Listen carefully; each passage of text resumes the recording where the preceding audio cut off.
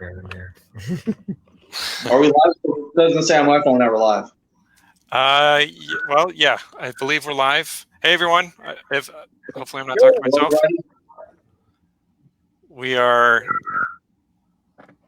live here with the Metal Asylum, hopefully. I'm refreshing too. As the broadcast is live.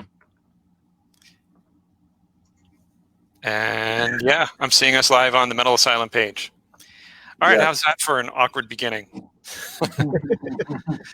So, all right, everyone. Hello. Hello.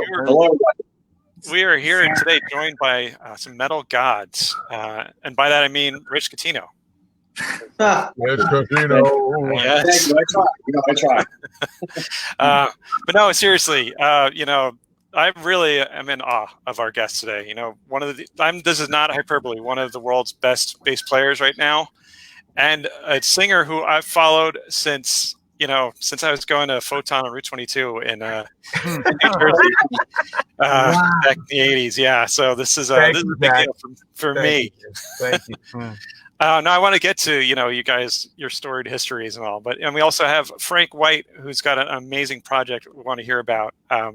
So I'm actually going to go, like I said, I warned these guys ahead of time. I'm going to go to the side because I'm really shy. So I'm going to go to the side for a few minutes and do my thing. But I want to jump back into conversation. But you guys, thank you so much for coming on here and talking to us today. We want to talk about the Horror of Babylon, the new album, and just geek out about your amazing careers. But yeah, thank you guys. Thank you, Jack. Great, man. So I don't know, Rich, if you have some questions to kind of get the ball rolling, I'm going to go off and tag some people and do some stuff behind the scenes. Okay. Well, Mike, did the album come out when it was supposed to? Because it got bumped back to the end of June, right? Or July? Yeah, the album came out on June 26th. It was originally supposed to come out on May 29th, but because of the virus and all the nonsense that brings with it, they thought it was a good idea to release it on the 29th. And think about it. This is a weird time. Is it the right time to release an album? Is it the wrong time? But my decision was, people are home. They probably want to hear some music. Give them some music, and just let it stand on its own. Right. And what formats has it come out on? It's out on CD, and it's not out on vinyl. There's no vinyl. So right now, there's just the digipacks. Okay. So hopefully, everybody's been aware of the change, and have people been picking it up then? Yeah. I mean, the record company has been just unbelievably cool. They've been behind me with everything. They've been pushing it and pushing it and pushing it. They've been really pushing me to get out there on social media, which I'm kind of a shy person, but I do what I can. And for the first time, I feel like somebody's really behind, the album. So I think this album really has the best chance of doing something really, really strong and great. Okay. And Alan, Silver Linings music. It's been this album is out through Silver Linings. Yeah, Silver Lining Music. They have they're out of the UK, I guess London. I know they have Saxon. They have, I think, Michael Monroe, and they got a few other decent acts on there. So I think Tigers Pantang. Is that Tigers Pantang too? I think, are they on that? I'm not 100% sure. Okay. I wouldn't be surprised, right? British. That's right. For some reason. Yeah. So so I mean, I couldn't be happier with the record label, and I think the album sounds strong, and Alan Tecchio did an unbelievable job. Thank you, Alan. Thanks. Yeah. Thank you. Yeah. I tell you what, Mike challenges me every record. He makes it a little bit a step up every time, and Telltale Heart, especially on this record, was that the oath from a previous record. You know what I mean? Like the real big one, you got to step up and make it happen, because It's just really hard to do that. Yeah. But aside from being the singer, are you also involved with the album and what's the promotion and everything coming out, or is Mike handling all that too? Whatever Mike asks me to do, I do. But Mike takes a lot on himself, you know what I mean? It is really, Mike writes everything, you know, he writes all the words, the melody, and the harmonies. He lets me have my little influence with certain tweaks and stuff, but that's Mike that you're hearing there, you know what I mean? Now, what you guys probably don't realize is Alan has a really, really tough job, because what I'll do is I'll have the music recorded, so then I'll actually try to sing the song. Now, I can't sing to save my life, so I'm singing like, you know, and Alan has like the Herculean task of trying to make sense of it and making it good. And he's done it every time. He comes in the studio, just nails it every time. He does his homework. You're actually not like a normal singer. Usually singers are like a pain in the ass. I love that. Thank you, brother. So yeah, we really work great together, man. So it's been a blast. No, for sure. First record was a learning curve for sure for me with that, but I tell you what, you're right. Every record has gotten better and smoother, and it's a pleasure to work with Romeo behind the board. He's so fast and awesome and normal. Right. So when you can make fast decisions, like, I don't want to waste anybody's time, including my own. So I want to be in there prepared, and you know, you make it with those what do they call them? The falsetto map. When you map it out with your falsetto voice, it gives me the notes and the direction, and then yes, you let me have the freedom to kind of bring some of my whatever into it, you know? Yeah. And usually Alan has a lot of his own ideas that he brings to the table. And it's great because, you know, it's stuff that I'm not even thinking of, you know, but it sounds cool. You know, he knows how to deliver it, and he understands the kind of music. He understands power metal, you know, so he knows what it's supposed to sound like. And in the end, it does, man. I do. I'm a huge Eric Adams fan. Not that I'm trying to cop Eric Adams thing, but I totally love that, like, grandiose, like, you know, I dig it. But you do sound like him a couple times, though. I think it was maybe Telltale Heart. What? I like it. Can you do it right now, Alan? Right here, right now. What do you want me to do? No, dude, Rich, I totally get it. And a lot of it is, I think, I don't know what song you're thinking of, but it might be. I think it's Telltale Heart or Night of Long Knives. Okay, really interesting. Like a little bit in your inflection. It's not like you sound like him, but you sound like him. The phrasing. But there's moments where I can hear it and you sound like him a little bit. Okay, yeah. Well, I take it as an honor. That dude is like one of the most ridiculous metal singers ever. Well, I got a question for you, Alan. So how do you maintain that over all these years? Because, you know, a lot of guys do this for a couple of decades and they don't sound the same. I'm not going to name any names, but, you know, there are some guys out there who do this for a couple of decades and they lose it. And you still, like I said, you still got it. You know, you haven't lost a bit. And you're right. Like the chorus, the Telltale Heart, and even the title track, which I have to tell you guys, that song is stuck in my head on 24/7. It's fantastic. Even when you kind of do that last whoa, whoa at the end of Horror Babylon, it's just, you seriously got it. You got it. So how do you maintain that over the years? Dude, first of all, Jack, I am so glad you brought that up, because that last, are you talking about the whoa, that thing? Yeah. At the very end. I didn't sing that, Jack. They took my voice and raised that up with an octavizer or whatever the hell it was and brought it there. And I wish I sang it. It's so good. But I sing it right. I really sing it earlier in the song, and they took that and just adjusted it. But it was something we should have tracked. It's such a beautiful thing. It's my favorite part of the song, and I didn't sing it. It's powerful, though, for sure. But I mean, so anyway, like, I don't know if you have something you do to kind of keep to stay sharp. And I kind of question is for all you guys, and what do you do to stay sharp? You know, since you're veterans. I mean, I'm not trying to say we're old. Not somewhere I'm going, but since we're all veterans. What do you guys do to stay sharp and not be like these guys who you see? We've all seen it. You know, where we go see one of our favorite performers from back in the day, and then we're kind of cringing, like, oh, I'll just go listen to the record. But you guys are not. You guys still sound great. So what do you do to maintain? For me, you just just don't like destroy your body with drugs and things like that, and unfortunately a lot of these guys just abuse themselves over the years, and it will take its toll. So but I mean, I do have to admit, as I get older, I'm 54 now. I can't play as fast as I used to. I have to admit, but I make up for it. I try to make up for it in other ways. I develop some other kind of techniques that kind of make up for it, But it is tough as you get older, I have to admit.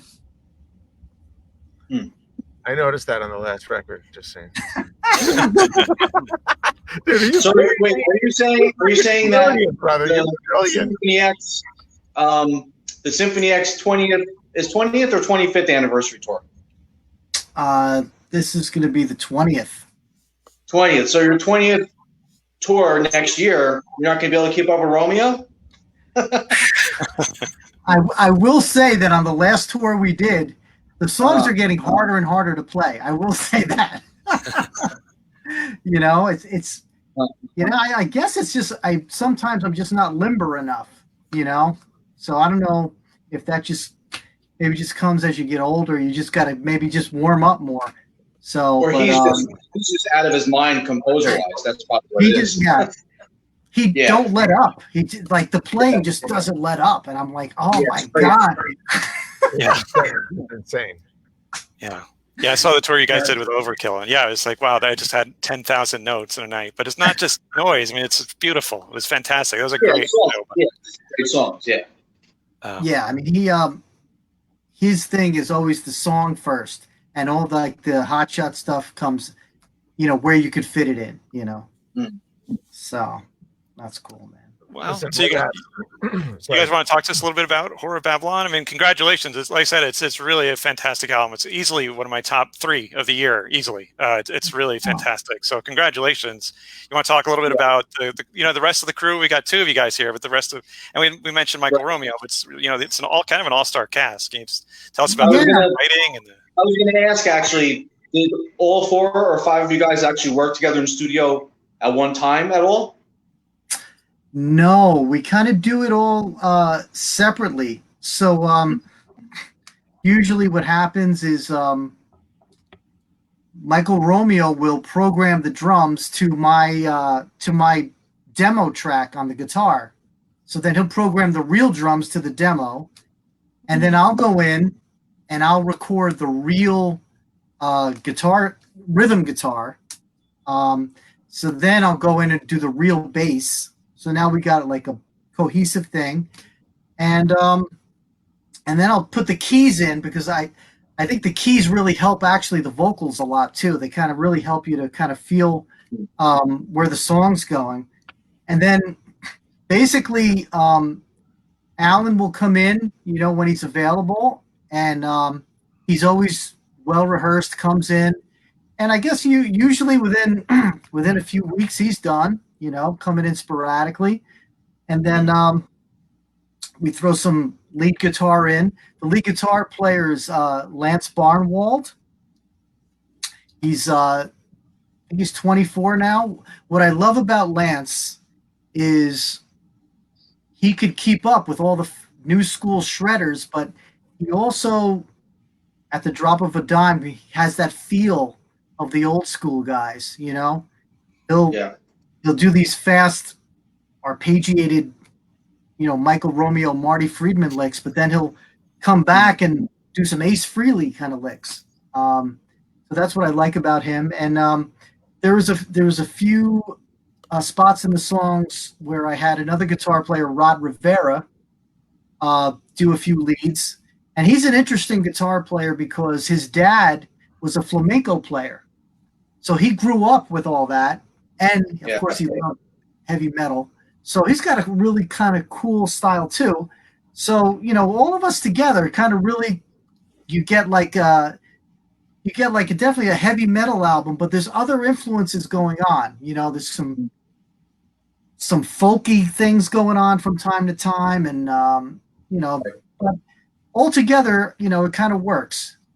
Dude, there's some big hooks on that record, bro. You wrote some big hooks. Yeah. Night of the Long Lives.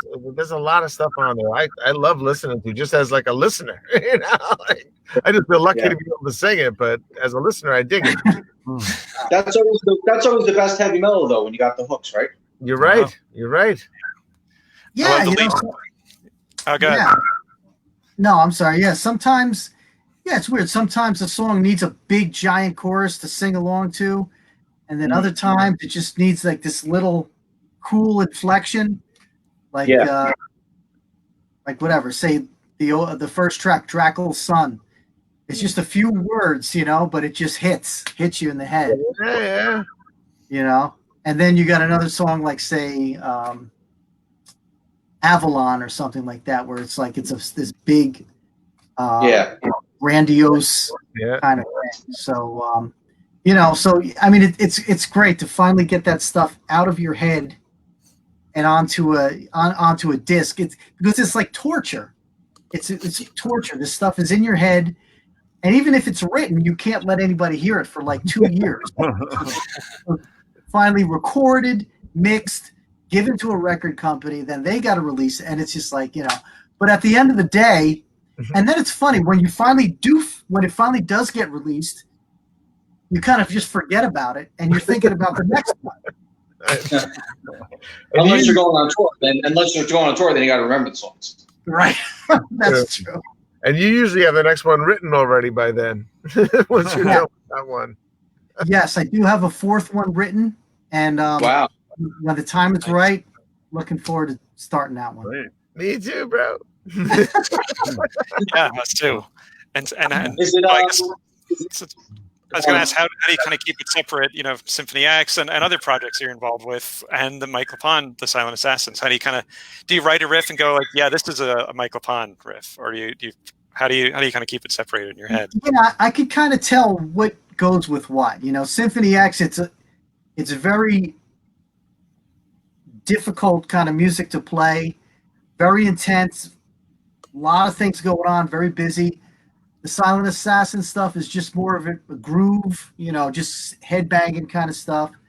And then for other projects, I might write something and tailor it to that. But, you know, my whole thing is I try to just stay organized, you know, because I got so many projects I'm doing all the time. My routine is I get up about 5 a.m. and then I have kind of written down what I need to practice, whether it be for a recording or a tour or whatever. And I just go through it and I practice for a few hours. And then around 7, 8 o'clock, everybody starts waking up around here. But at that point, I'm kind of done, you know? So then I got the whole day. You know, I mean, what do they say? Person who goes to bed. What did I don't know, but I'm loving this. See, now you know. Now you know. It's like, you know, now you know my secret. I love this story. This is so cool. I'm learning something about you. It's great. Early to bed, early to rise. Yeah. The early bird catches the worm. Dude, so what, do I have to be at there like 5:45 for this video shoot? Yes, dude. So if you want to come by at like 5:30, Mike and I have been talking about letting me in on one of his video VCasts that he's been doing. So that's where that comes from. Yeah.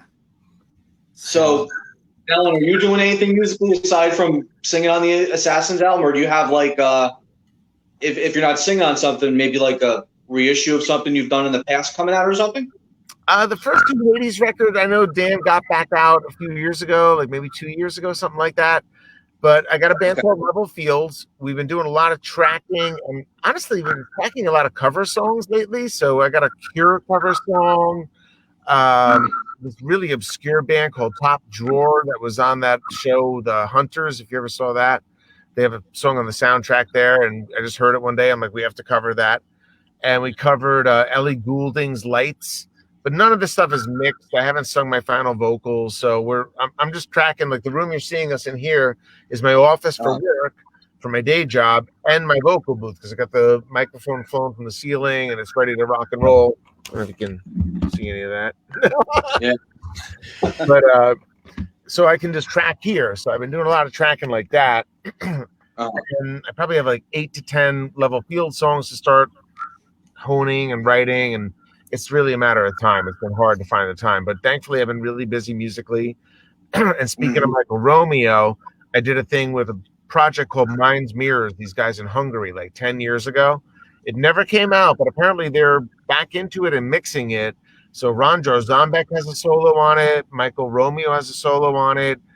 Steve Smith has a solo on it. It's really like top pedigree stuff and really cool. And for that, I got to write all the lyrics, melodies, harmonies, everything. And Dave Lisinski does some background vocals on that too.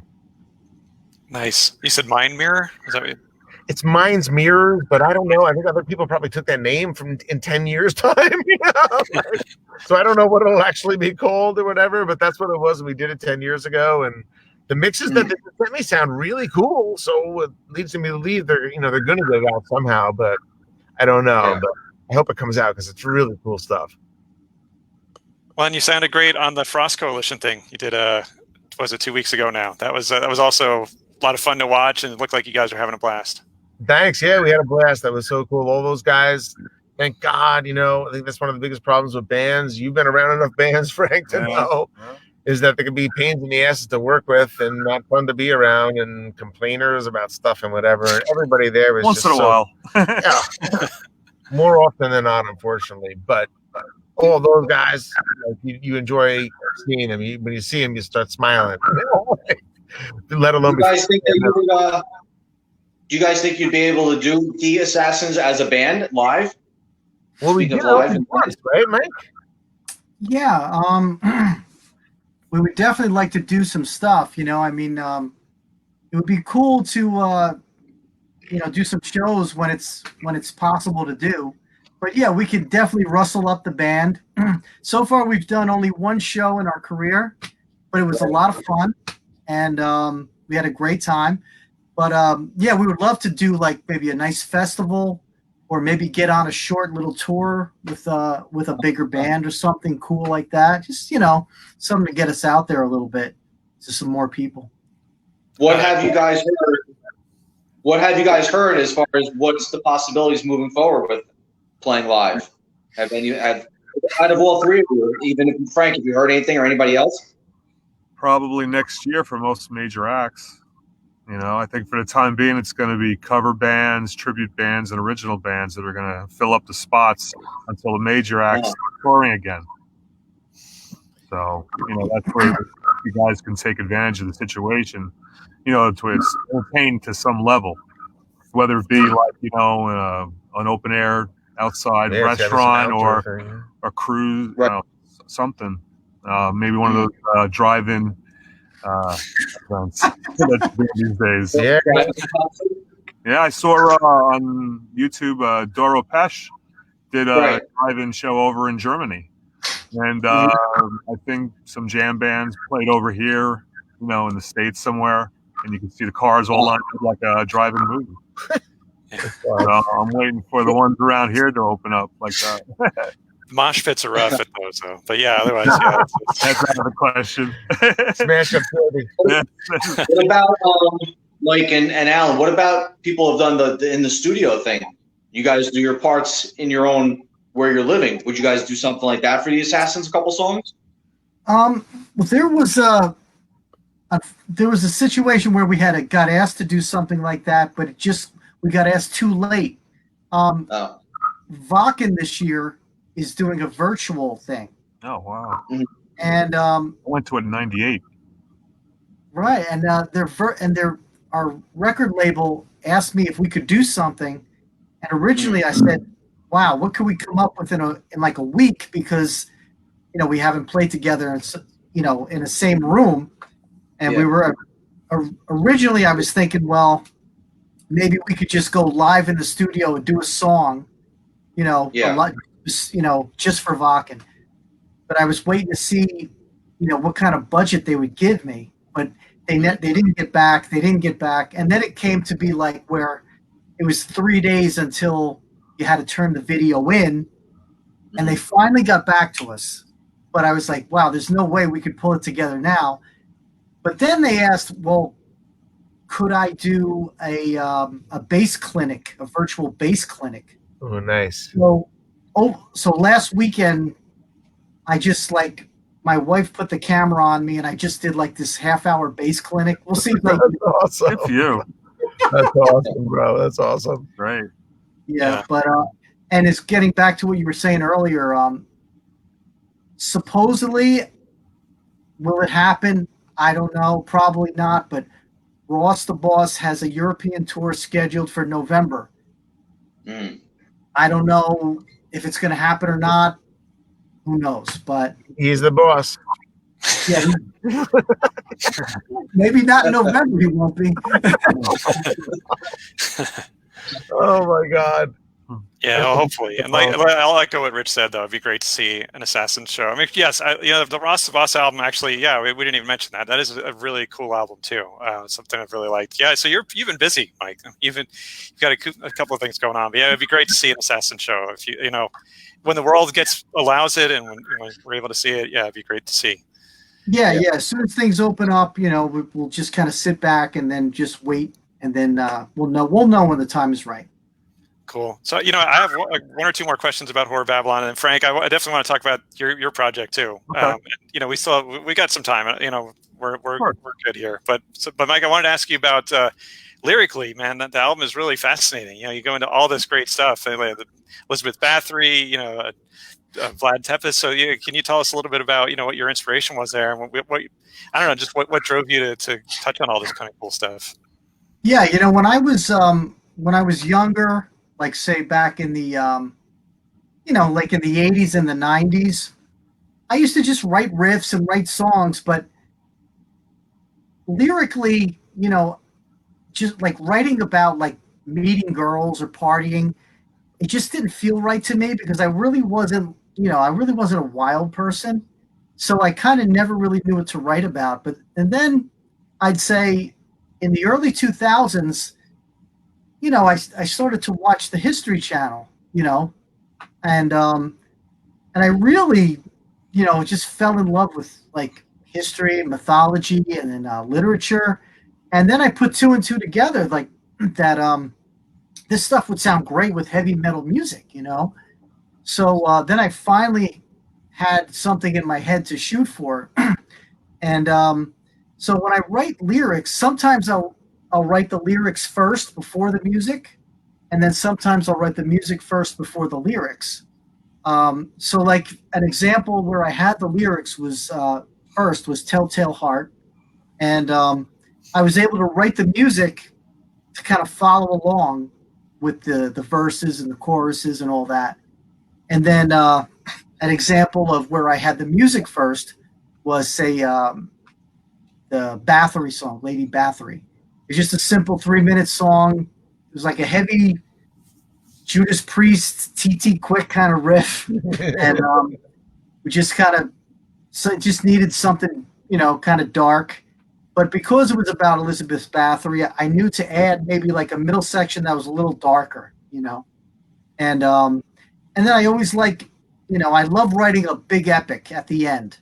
That's always my thing. So I wanted to write like a third kind of King Arthur thing, as to like finish out like a trilogy of King Arthur, and that worked out really cool. A lot real kind of heavy metal, folky kind of thing, but that came out really cool. But yeah, I just think that when you write about epic things like that, it matches the music. Cool. All right, I've got like a million, but Rich, I don't want to hog the microphone. Do you have anything you want to ask? I threw a couple questions out there, but do you have anything? Because I got one. I'll ask one more, and then I'll turn over to you. So I also was going to comment that I even said this, I think, in the review I wrote up at Metal Asylum. So it's cool to hear, lead bass too, which I'd argue there's a lot of cases, bass solos, and even during the riff. I mean, of course, there's a guy named Steve Harris, you might have heard of him, and there's Dee Verney. Sometimes he's got a very distinctive, very bass forward sound, but that doesn't happen a lot. So I think that's a great thing. I guess that's not even a question. I don't know if you had just a response to that. I think that's a great thing. Well, I think the quick story behind that is being in Symphony X. People our fans all over the world think of me as a progressive metal bass player. And, I can do that, but I came from a totally different world. I came from listening to Priest and Maiden and Sabbath and all that. And, playing progressive metal, the bass, even though it's playing tough stuff to play, it has to kind of stay in a structure. It can't be too chaotic. So with the Silent Assassins, the music is much simpler, and I could come out and play things that maybe normally a guitar would, but, I'm hearing it on the bass, so I do a lot of things like that. And yeah, it's just like Steve Harris, where he would play a lot of things that, maybe you would think the guitar's doing it, but, he's doing it. Or like maybe Joey DeMeo from Manowar, he's playing things and maybe it's a guitar, maybe it's not. And so, yeah, it definitely feels great to be able to show people what I'm capable of bass playing wise and songwriting wise. So, so it's like great therapy for me. Cool. So my question was, you said you have a fourth album already written. So is it individual songs like this one? Can you tell us, or is it a full concept now? No, it's the same thing. It's just individual songs with each one with their own concept. So, when the time presents itself, we'll get going on that thing. Send me your little singing voice versions. I'll send you my little sissy voice. Oh, that's great. I look forward to hearing that. Well, I mean, maybe there's a good place. I want to talk. I mean, Alan and Frank, I would take a few minutes, and we can. I mean, definitely, like I said, there's a million questions for all three of you guys, but maybe this is a good place to kind of segue a little bit because I know Frank and Alan, you guys have a pretty cool project you guys are working on. So I'm not going to steal any of your thunder. I'll let you guys say everything you want to say about it. Okay. Well, I haven't heard about it yet, so give us the background. Well, I started about a year ago, and it was going to be about the New Jersey heavy metal scene from the 1970s to 2000s. And so through the last year, I decided to start collecting photos from from major bands to some of the more local original bands that didn't quite make it that big, to cover and tribute bands, and have them all together in a book, Jersey Metal. And Alan came along about a year later, and because of my Ronnie James Dio book, he did a review about it in Metropolis Nights. Yeah. And then we did a press release after that. And then we were just talking one day, and I said to him, I'm doing this book. I'd like to have a partner, and I'd like to have be you. And so he said yes right away, and we were just off and running with it. And so I've collected, I don't know, over 150 bands from the Garden State. Wow. I'm going to, hopefully have in this book that's going to come out sometime, maybe the end of this year, next year, see how we go with it. And is it all or mostly your photography, or are you taking photos from other people's? Over 3/4 of the photos I photographed, and the rest of them, from either band promo photos or certain people that I would know that have taken a few bands shots over the years, or in certain situations when the photos look right for this book. Is it more about the bands, or you touch on the venues too? Because I have some. The venues are included. I had to drive around to certain venues recently that were still around, and it was added in with the other photos I've had from over the years of photographing at other venues, whether it be like Meadowlands or the New Debonair Club, to let's say the Cricket Club in Irvington. Yeah. Or, down at the in Asbury Park, Stone Pony, the Saints, where a lot of these heavy metal bands played, whether they be a big band or more of a local unknown band from the last 4 decades. Shameless. Remember the Loop Lounge, Rich? Yeah. The Loop Lounge, just shameless self-plug. Yep. I sell restaurants for a living, and I now have the Loop Lounge for sale. Anyone out there that wants to buy it, contact me. I saw the keys. I saw the keys for it. But no, great venues are in the book too, for sure, because that's where it's all, that's where the memories are made, Yeah, and so we come from two different perspectives of this kind of music industry, me being a photographer and being a singer. And so I became an author in 2018, and this is my third book. So I decided to bring Alan aboard, and so far it's been working wonderfully. So, Alan, are you contributing photography and stuff yourself from when you were in Hades and nonfiction as well? We have some stuff from that era. Yeah. Nothing that I shot per se. A lot of the stuff Frank shot. Right. I mean, Frank did the first photo shoot of my band Prophecy before I was in Hades. I go back until I'm in high school. So we're still in high school. That's cool. So yeah, I mean, there's a long lineage and history there. But I'm doing the writing, so I'm kind of talking with Frank. We were doing that tonight. We had a writing session tonight, so we were working through stuff. He has a whole bunch of stuff written down. We're putting it together and kind of figuring out the flow and how we want to do it chronologically. So we're just trying to do it, and we're trying not to forget anybody, which we know we're going to forget somebody. Well, we're trying not to, so we're going after as many people as we can. Exactly. But we'll get there. We'll get there. We're not in any rush to finish it up. We just want to make sure it's complete and cool and kind of captures that time, Yeah. Did you have any contact with WSOU? Because you remember back late 80s, early 90s, they were playing a lot of the Jersey bands on the radio. So did you get any archives from them? No, actually, I was there a few times. There weren't with New Jersey bands. There was one with Eric Carr from Kiss, and then and then with Sabotage. I was with those guys at WSOU, and then Missy Colazo was there at the time with Toxic Tommy D. Yeah, so both those people are in the photos, and then I was there with Pure Mata. And that was in the 2000s. Dude, we were on SOU all the time, especially the nonfiction years. That station made us. That made that band. Yeah, those guys all the time. Yeah. Dude, we were number one for I think almost 2 years. It was ridiculous. Yeah. Toxic Tommy D. Do you remember Toxic Tommy D? The DJ? What's that? Do you remember Toxic Tommy D, the DJ? Yes. Yep. One time, I used to deliver the Aquarian magazine in a route that went all through that area. So I would go to SOU and leave him a stack of magazines every week. And Toxic Tommy D was on the air one day, and I walked in. I'm like, "Here's your Aquarians." He's like, "Nonfiction rules." So as I'm leaving, I get back in my van, and I'm driving my Astro van with ink all over my fingers. I'm a disaster, but it was really ego gratification, He starts interjecting into the newscast. So, today we're looking at 77 degrees and nonfiction rules. 20 skies are going to predominate this afternoon. And nonfiction rules. And he does it 6 times in the newscast. He got kicked off the air for, I think, 2 weeks.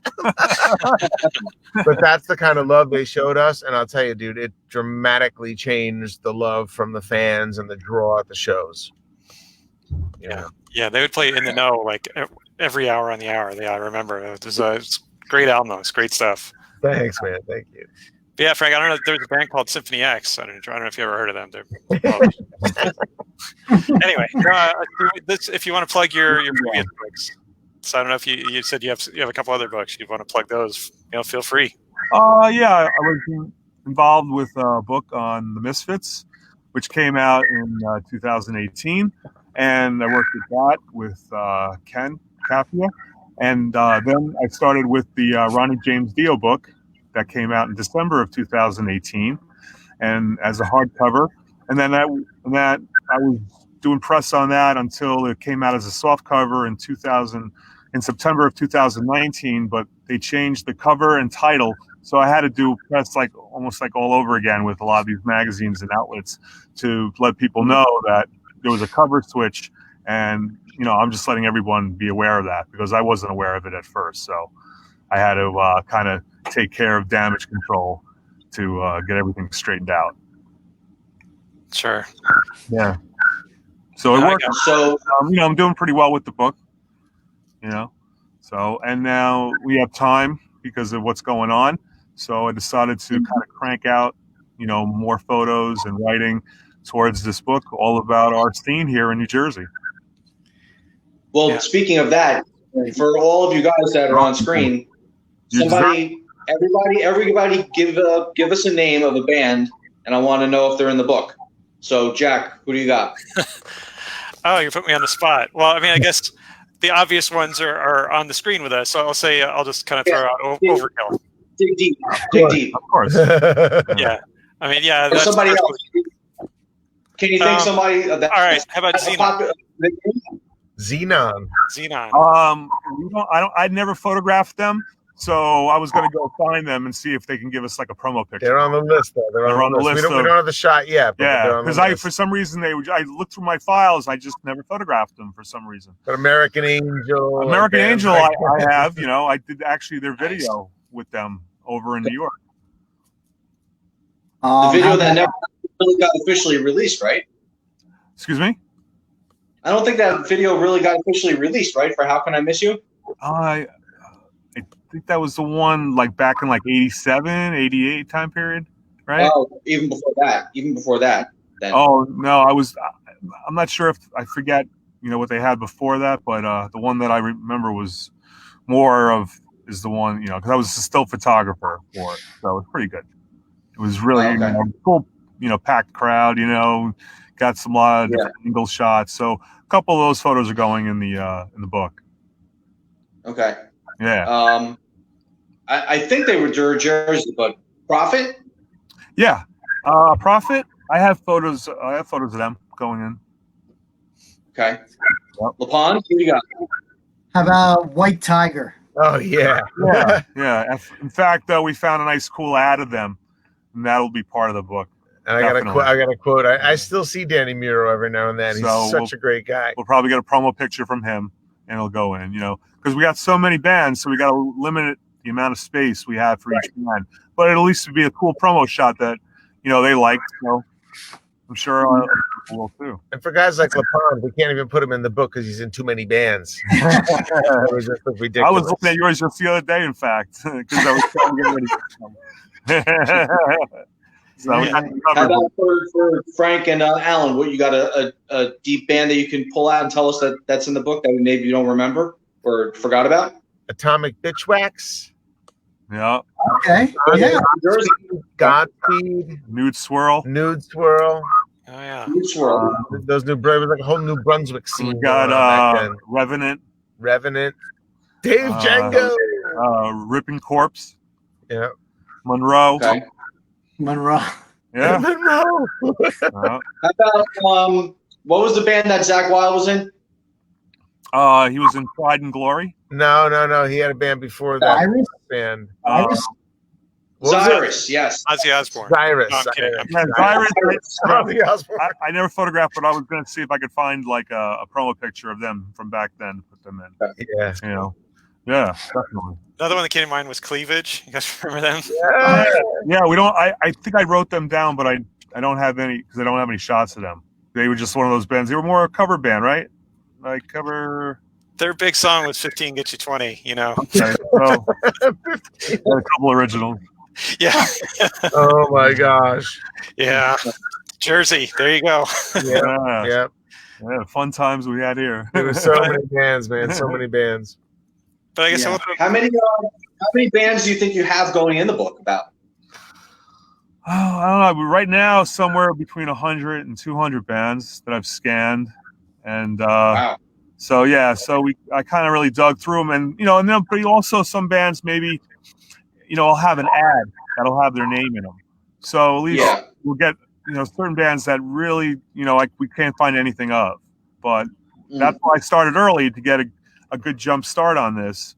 So I had a lot of time to take care of all the scanning and finding the photo needs for the book. Yeah. Wow. Yeah. So it's going really good. I got memorabilia going in there too, from ads to flyers to like, coupon, get in. It's really bringing back a lot of memories for me, for sure. Yeah. That's cool. It's the Jersey team is very like good. we really need it like now because of what's going on. It's kind of a nice boost to the whole scene in general. Jack, what were you saying about the scene?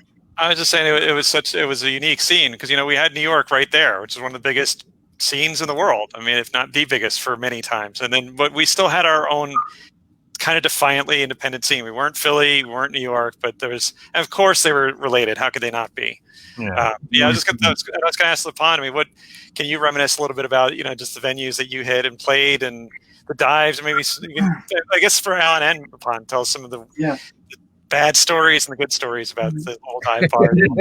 Yeah, I mean, when the scene was good, you could go out every single night and see bands. Yeah. And there were like certain nights where everybody would go, right? Yeah. Like, all right, like say Wednesday night, where did we all go? The junkyard. We went to the pig pen. I went to. Where do we go? Where do we go? Playpen. Oh, the playpen. Yeah. See, that's a little south of me. But yes, I get it. And you know what, Mike? You know why everybody was so packed at all those shows? Because all the other bands that were off those nights went out and supported their friends' bands and were flyering for their show that was coming up at that place the next week or two. Like, there was a vibrant, supportive scene, and that went away like decades ago now. Yeah. I don't know why, whatever, but it's just, I don't know where you find that now. Yeah. It was a great time, and then it just kind of went away. Rock and roll just kind of was not doing the numbers it used to.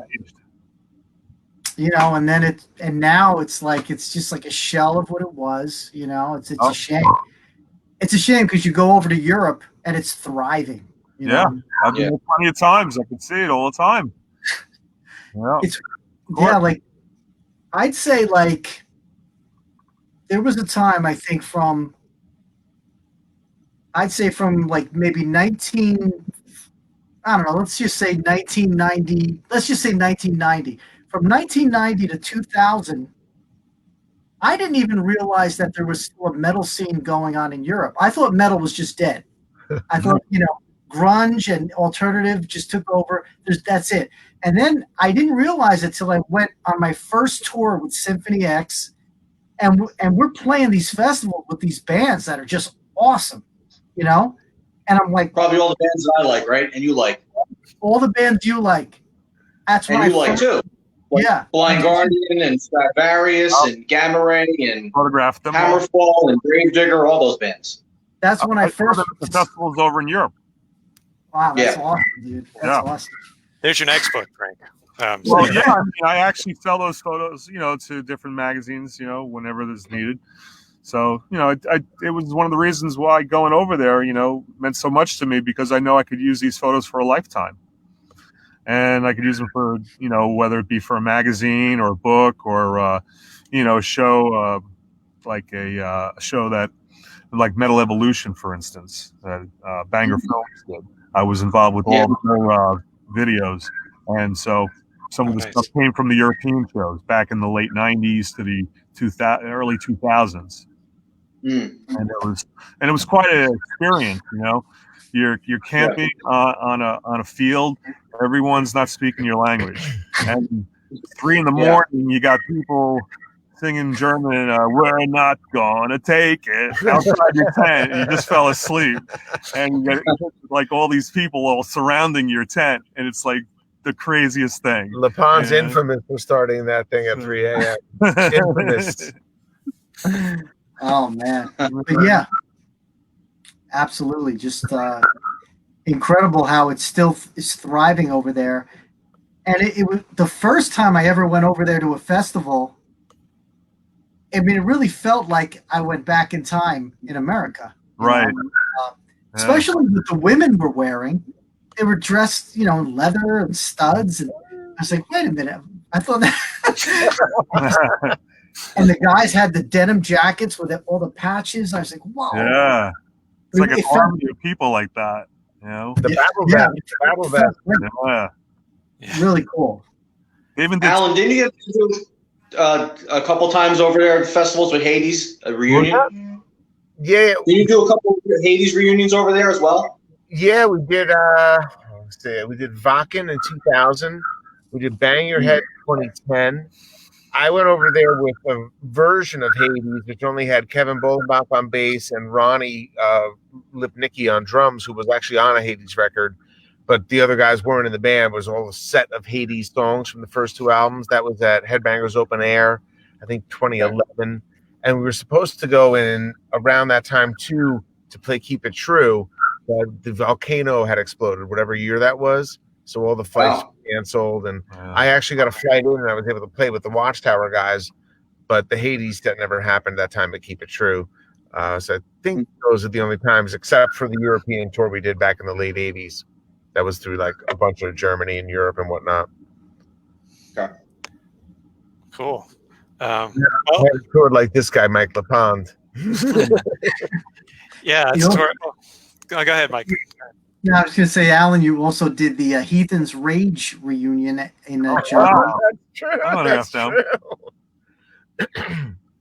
That was a great time, Mike. I really have to say. Yeah, it was a fun time. Definitely. That was cool.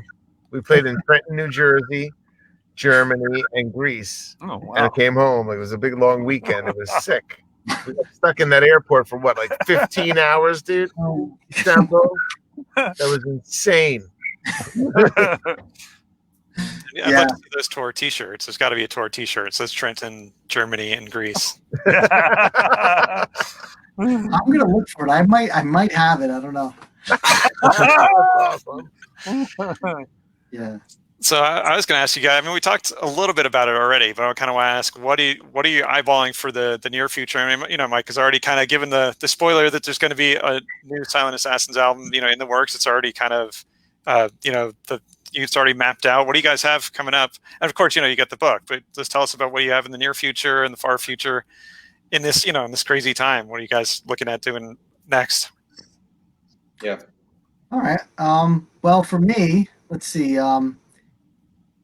In November, I'm going to be on an album by a band called Death Dealer, and they're a power metal band where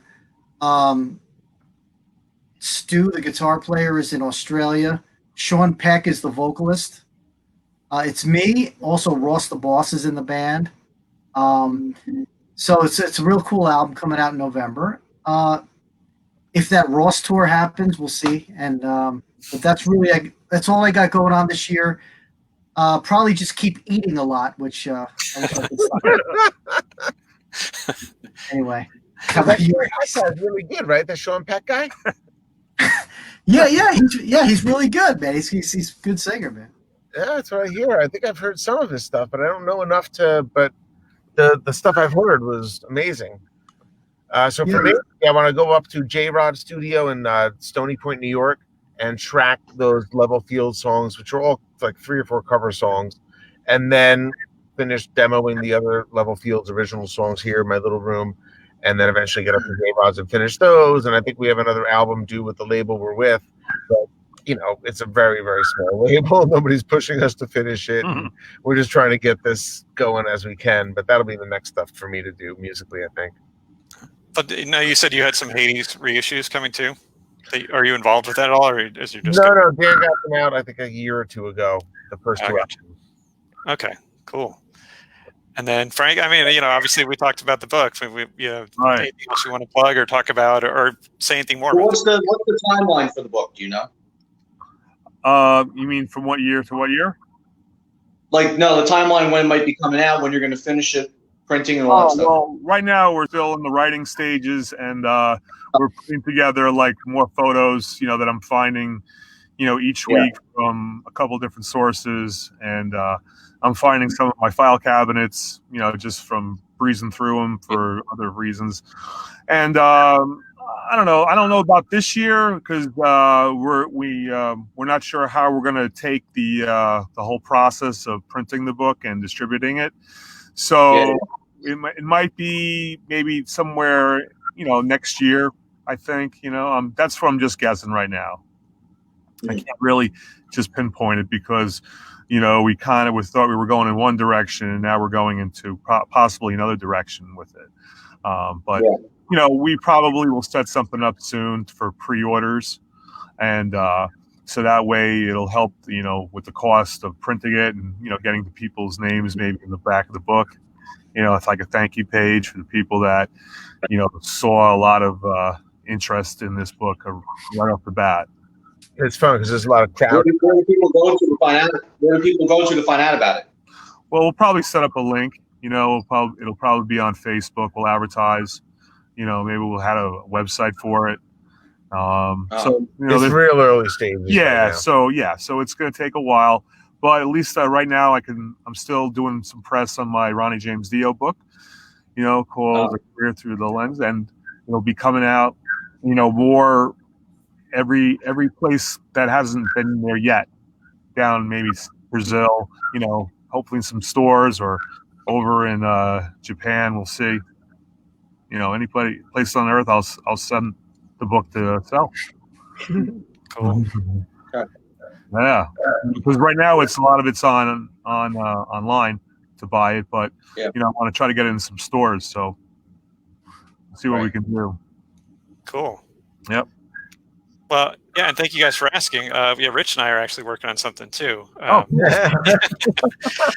guys know, but like I say, Rich and I are doing the Am I Evil graphic novel. So if you're watching this, then please, like our Facebook page and just keep an eye out for that. It's I watched the whole teaser for it. It looks sick. Yeah, thank you. Yeah, that's our really artist. Sick. Really, that's also still in the works and in the process too. Yeah. Yeah, well, we got a great art team. It's not just Rich and me drawing stick figures in our notebooks like in high school.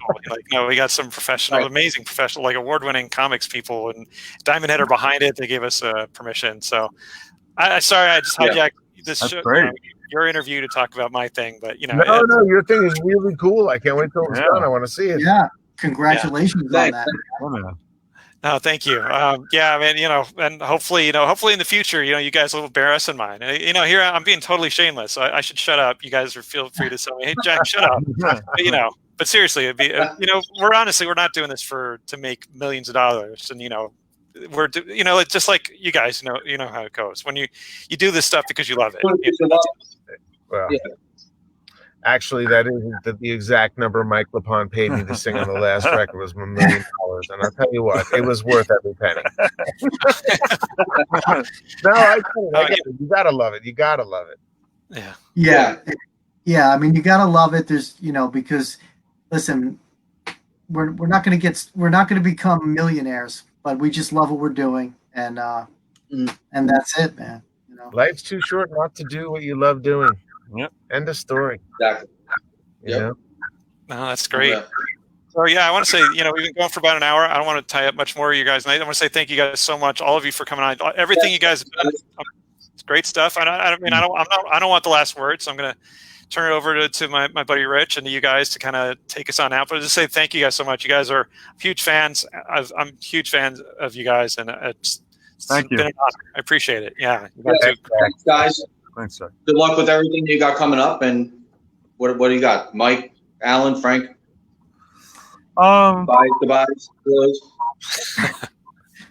I got a few reissue records that I'm working with different labels, and I have some magazines, Europe, some over here that are requesting for different photos.